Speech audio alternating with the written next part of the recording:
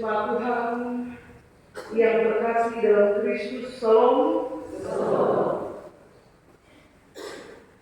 Kita menemukan firman Tuhan dalam tema Allah bekerja dalam segala sesuatu. Ada sekali waktu kehidupan saya dan saudara berjalan dengan benar, karena segala sesuatu yang kita inginkan terpenuhi dengan cukup. Karena usaha yang kita jalankan, yang kita rintis, berhasil bahkan maju. Karena sawah yang kita kelola menghasilkan panen yang melimpah.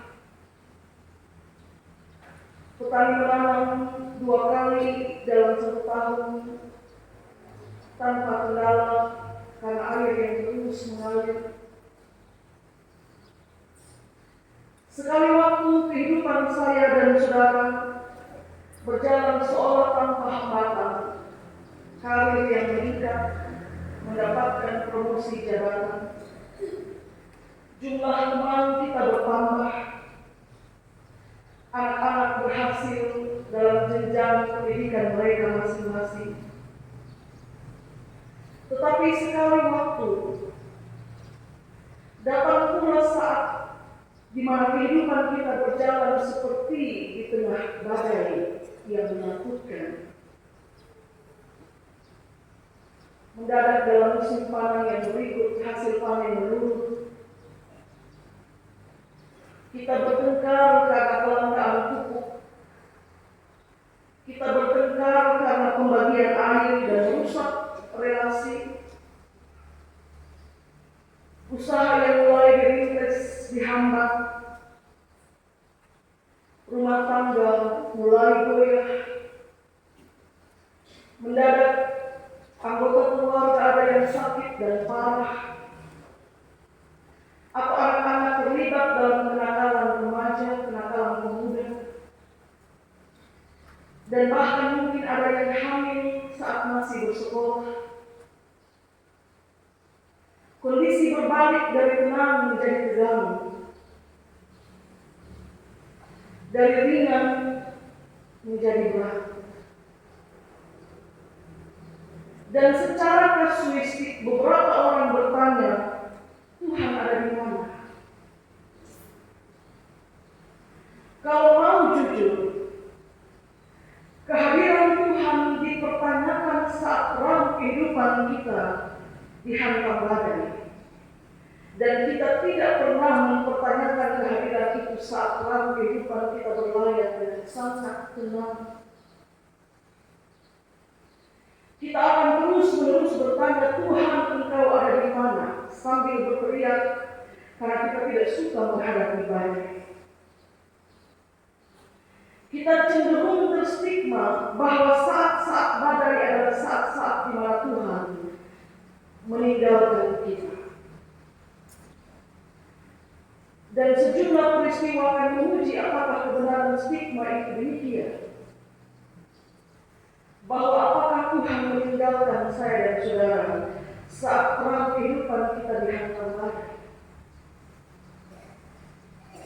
Saudara perhatikan ketegangan yang terjadi di atas kapal yang berlayar menuju Roma dengan jumlah penumpang 276 jiwa.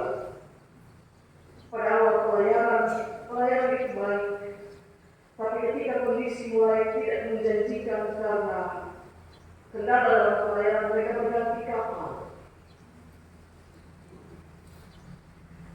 Meskipun kapal itu memuat salah seorang rasul Allah, tidak ada jaminan bahwa pelayaran itu akan tenang nanti sampai tiba di Roma. Itu sama dengan kita belajar Yesus dan murid-murid yang menumpang sebuah perahu untuk menyeberang, dan di tengah pelayaran datang angin timbus yang mengguncang perahu dan semua orang berteriak. Dan kemudian kita mengatakan bahwa keberadaan Yesus dalam perahu tidak menjamin bahwa pelayaran itu akan tenang. Maka keberadaan Paulus Rasul Allah dalam perahu juga tidak menjamin bahwa pelayaran mereka akan selamat sampai di Roma tanpa hambatan. Mereka tawanan dan mau dibawa ke Roma untuk realisme. Maka dari situ kita belajar kalau Tuhan mengizinkan segala sesuatu itu terjadi dan dialami oleh anak-anaknya, oleh semua anak-anaknya tanpa kecuali, itu supaya mereka belajar untuk menanti dalam kesungguhan percaya dan janji keselamatan yang Dia beri, yang belum engkau dan saya lihat hari ini saat perang kehidupan kita dihantam badai. Alkitab menulis bahwa kapal yang berlayar menuju Roma itu dihantam angin badai yang bernama angin timur laut. Ketika Allah mengamuk, kekuatan manusia mana yang bisa menahan atau menghentikan kekuatan angin timur laut? Tidak ada, semua ketakutan di dalam kapal. Bahkan kekuatan kapal yang besar tidak mampu menahan hantaman angin, dan tertulis bahwa mereka memilih untuk menyerah dan membiarkan kapal terombang-ambing lalu hanyut ke pantai. Hanya itu pilihan daripada mencoba untuk melawan arus. Dan lebih parah lagi dalam pasal 27 ayat 10 ayat yang ke-20 tertulis kata Lukas penulis kisah para rasul. Dia memberikan kesaksian bahwa angin badai itu telah membuat putus harapan kami untuk selamat. Dan karena itu kita dihantar untuk memahami, untuk melihat, meski kita tidak ada dalam kondisi itu, betapa mencekamnya badai saat itu. Dan kita melihat firman Tuhan berkata, kalau engkau tawar hati pada waktu kesesatan, kecilah kekuatanmu. Saudara, api pengharapanmu mungkin redup, tidak menyala besar juga, mungkin redup, tapi jangan pernah kau biarkan api pengharapan itu mati. Tali harapanmu yang mengikat Saul meskipun terkikis, tapi jangan pernah biarkan tali itu benar-benar putus. Karena pengharapan itu sesungguhnya menyimpan kepercayaan akan pertolongan yang datangnya dari atas, dan pertolongan itu tersedia di depan sana yang tidak kau lihat sekarang. Karena itu kenapa tidak boleh redup api pengharapan, tidak boleh mati, dan tidak boleh putus tali pengharapan itu. Karena kau belum lihat pertolongan itu. Dan kita lihat lagi, apakah mereka berhenti berlayar karena badai? Saudara, kalau pelayaran itu tidak memiliki tujuan, maka tentu mereka akan berhenti, turunkan saja layar dan mari tinggalkan kapal.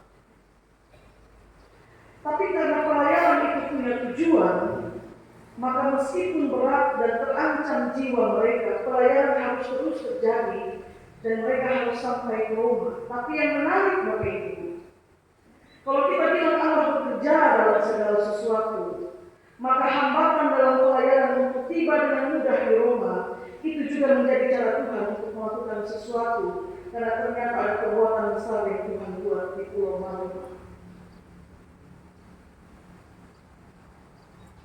Meskipun harus terhenti sejenak di pulau itu, Tuhan pasti punya maksud kenapa pelayaran kita berhenti sejenak. Lalu kita bertanya, Tuhan ada di mana? Atau Tuhan ada pada bagian mana dalam seluruh proses pelayanan ini? Apakah Dia hanya ada pada bagian awal ketika kapal itu mulai berlayar dan suasana tenang? Apakah Dia hanya ada pada bagian akhir saat mereka tiba dengan selamat di Malta meskipun kapal mereka hangus? Tuhan ada pada bagian mana? Apakah keberadaan Tuhan itu terpenggal-penggal pada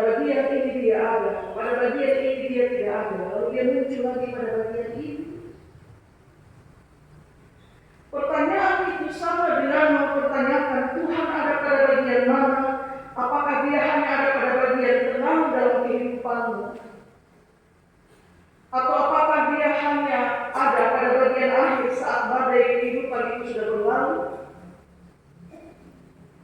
Apakah dia hanya ada saat usahamu sedang maju-majunya dan kemudian dia pergi saat usahamu terhambat? Apakah dia hanya ada saat anak-anakmu berhasil dalam pendidikan, lalu kemudian menghilang entah kemana saat seorang putri kecilmu hamil ketika dia masih bersekolah? Tuhan ada di mana? Tuhan ada pada bagian mana dalam pelayanan kapal kehidupanmu? Apakah dia hanya ada saat kapal kehidupan itu baru mulai bertolak? Ataukah ternyata dia ada di sepanjang pelayanan itu dan itu termasuk dia ada saat perahu kehidupan bertemu dengan badai?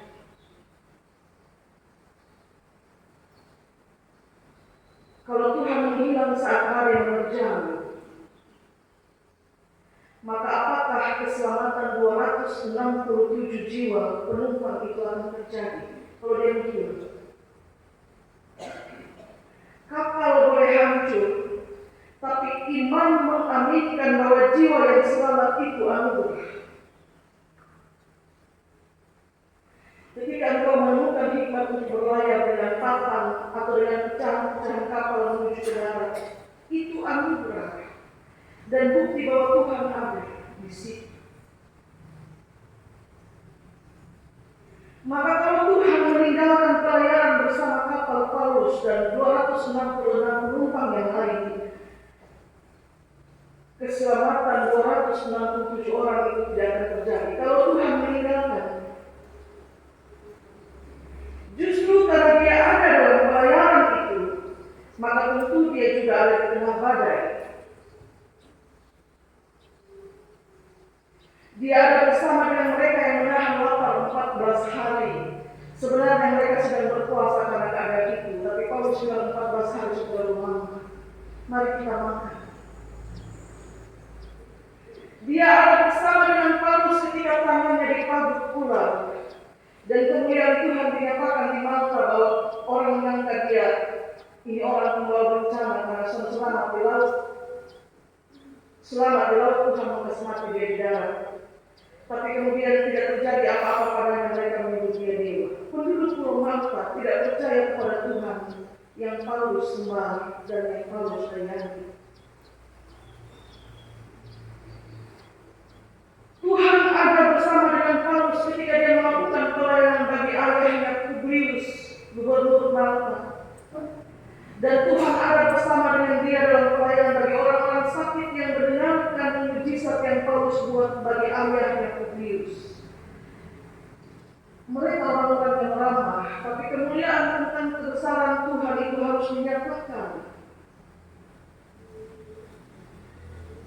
Dia dalam setiap musim kehidupan. Dia bekerja dalam segala sesuatu dan segala sesuatu itu artinya tanpa kecuali. Tanpa kecuali. Dan kalau dia ada dalam segala sesuatu, jemaat Tuhan yang terkasih, maka dia ada dalam musim tegang dan dia juga ada dalam musim yang tenang. Kalau cuma mau kehidupan yang tenang, atau hidup atau berlayar dalam musim yang tenang, Anda tidak akan pernah tahu kekuatan kapal, dan Anda juga tidak akan pernah tahu kekuatan dirimu sendiri menghadapi badai. Karena itu Tuhan izinkan. Lalu kemudian satu hal lagi yang menarik ketika badai itu terjadi, satu-satunya pribadi yang sangat tenang menghadapi badai itu hanya Paulus. Terlepas dari dia mendapatkan penglihatan bahwa Tuhan sembilan, mereka semua akan selamat. Anda belajar apa dari itu? Cuma Tuhan. Sekali waktu, ketika badai itu datang, cobalah untuk berdiam di tengah badai. Lalu percaya bahwa meskipun engkau tidak punya satu kekuatan untuk menguasai badai itu, tapi Tuhan yang kau imani, dia berkuasa atas badai itu.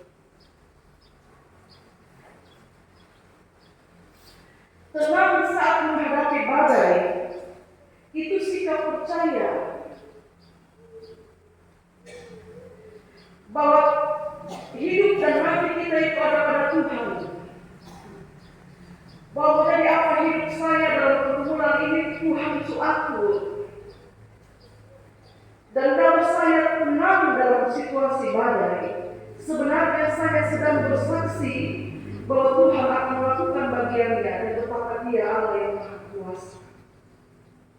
Tapi pengalaman sering membuktikan kita cenderung panik saat badai kehidupan itu datang. Dan berusaha dengan akal kita yang terbatas untuk menemukan kenapa ini terjadi, lalu bertanya Tuhan ada di mana.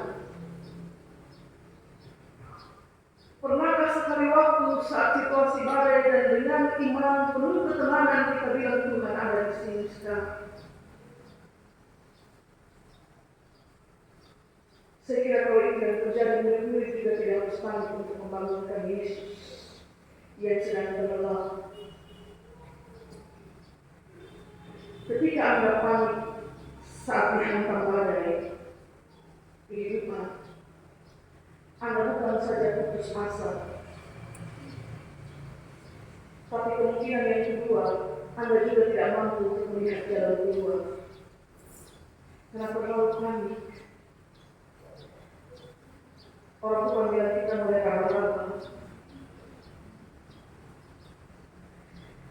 Dan apa yang saudara pelajari dari keseluruhan bagian ini? Perjalanan yang terhenti itu Tuhan izinkan. Karena kesaksian besar harus dinyatakan di Malta. Toh pada akhirnya mereka sampai di Roma. Pada akhirnya mereka sampai di Roma. Kalau Tuhan mau biarkan dari awal berlayar terus sampai di Roma, tapi Tuhan mau ada sesuatu keajaiban tentang kemuliaan Tuhan harus dinyatakan di Malta. Dan kalau kehidupan tidak berlangsung mulus-mulus saja, ada dalam situasi juga tegang, mungkin itu juga maksud Tuhan. Bahwa ada satu kesaksian yang harus kau tunjukkan melalui kehidupan bagi orang-orang di sekitar. Kalau kau sakit dan tak berdaya, penyakitmu adalah cara Tuhan untuk menunjukkan kebesaran kuasa. Dan kalau engkau berkekurangan, bukankah dari kekuranganmu juga bisa menjadi alat kesaksian tentang kemurahan Tuhan yang mendengarkan doa hamba-Nya bahwa Dia berkekurangan. Dan kalau hatimu hancur dulu, karena putri kecilmu mengalami tantangan di masa sekolah, selain karena cucu akan datang, tapi iman orang percaya mengaminkan, pasti ada maksud Tuhan kenapa ini terjadi. Dan maksud itu seringkali tidak kau pahami saat itu. Nanti selewat baru kita duduk dan kita bilang ternyata ini maksud Tuhan. Ya, saya juga tidak sedang mengajarkan supaya Anda membiarkan tanpa mendidik. Tapi paling tidak kita belajar, situasi tenang bisa berganti menjadi tegang. Dan yang santai mendadak bisa menjadi urat-uratnya. Dan kita semua dilatih untuk bersama. Tuhan berkati kita dengan firman-Nya. Amin.